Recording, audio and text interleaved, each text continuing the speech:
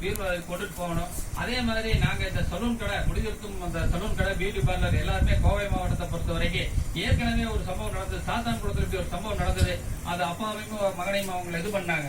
அதுக்கு நாங்க கண்டனம் தெரிவிச்சு அனைத்து சலூன் கடைகளையுமே நாங்க கோவை மாவட்டத்தை கடை அழைப்பு செஞ்சோம். அதே மாதிரி இந்த நேரத்தில் நாங்க கேட்டுக்கிறதெல்லாம் அந்த சிறுமிக்கு அந்த சிறுமியினுடைய குடும்பத்தாருக்கு ஒரு நீதி கிடைக்கணும் அப்படிங்கிற அந்த ஒரே இதுல நாங்க குறிக்கோளா முன் வச்சு எங்களுடைய கோரிக்கையா நாங்க தமிழக அரசுக்கு நாங்க வைக்கக்கூடிய ஒரே கோரிக்கை என்ன அப்படின்னா அந்த சிறுமியினுடைய கொலை, அதாவது அந்த பாதகமான அந்த சூழ்நிலைய இதுக்கு நீங்க மேல்முறையீடு செய்யணும். அதே மாதிரி தமிழ்நாடு அரசுடைய கவன ஈர்ப்புக்காக தான் நாங்க இந்த வேலையை நாங்க செய்யறோம்.